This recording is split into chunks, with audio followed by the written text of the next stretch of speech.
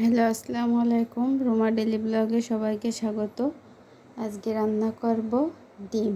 তো ডিমটা আমি অন্যভাবে রান্না করব। আমরা সবাই ডিম রান্না করে খাই। ডিম ভুনা করি, ডিমের ঝোল করি, কোরমা করি, ডিম ভাজি করি, ডিম পোস্ট করি। তো আজকে ডিমটা আমি অন্যভাবে রান্না করে দেখাবো। তা চলুন আমরা রান্না করি। চুলায় কড়াইটা বসিয়ে দিয়েছি, পরিমাণ মতো তেলও দিয়েছি, তেলটা গরম হয়ে গেছে। তো এবার আমার ভেঙে রাখা ডিমটা ছেড়ে দেব।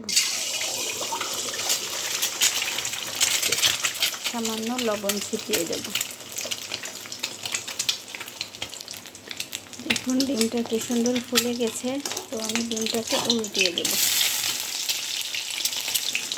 কোথাও লেগে যায়নি, সুন্দর মতো ডিমটা উল্টে গেল। একদমই তেলের পিঠার মতো ফুলে গেছে। দেখুন দুয়ে পাশ সুন্দর মতো হয়েছে। তো এটাকে আমি নামিয়ে নেব। আরও একটা ডিম একই রকমভাবে দিয়ে দেব, আর দিয়ে দেবো সামান্য লবণ ছিটিয়ে। এবারও ডিমটা অনেক সুন্দর ফুলে গেছে। যখন উল্টিয়ে দিচ্ছি কি সুন্দর তেলের পিঠার মতো ফুলে গেছে, কোথাও লেগে যায়নি। উল্টে পাল্টে নিচ্ছি, সুন্দর মতো আমার ডিমটা হয়ে যাচ্ছে। একইভাবে এটাও নামিয়ে নেব। তো এক এক করে এভাবে আমি ডিমগুলো পোস্ট করে নেব।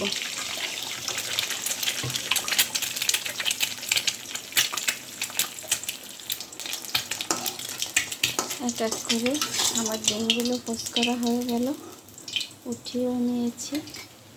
এবার এই তেলে দিয়ে দেব কুচিয়ে রাখা পেঁয়াজ আর কাঁচামরিচ।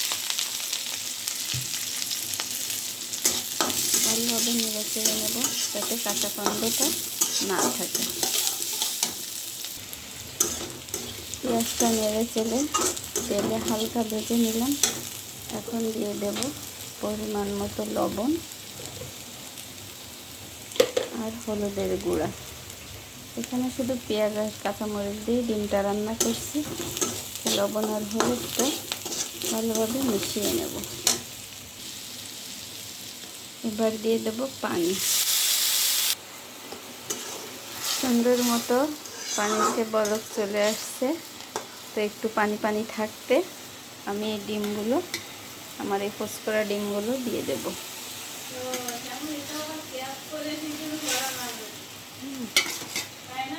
এক এক করে আমি ডিমগুলো দিয়ে দেব। কিছুক্ষণ ঢাকা দিয়ে রাখবো। 2 মিনিটের মতো ঢাকা দিয়ে রাখছিলাম। তো এবার আমি ডিমগুলো উল্টিয়ে পাল্টিয়ে দেব। সবাই ডিম পোস্ট, ডিম ভাজি, ডিম ভুনা, ডিমের কোরমা কত কিছুই খায়। তো ডিমটাকে একবার এভাবে রান্না করে খেয়ে দেখবেন। তো আরও 2 মিনিট ঢাকা দিয়ে রাখবো। ডিম রান্নাটা এই যে এরকম মাখো মাখো অবস্থায়, ভিজে ভিজে ঝোল থাকবে ডিমের গায়ে। এরকম অবস্থা হলে চুলোটা আমি বন্ধ করে দেব। তো ডিমটা আমার হয়ে গেছে, চুলোটা বন্ধ করে নামিয়ে নেব।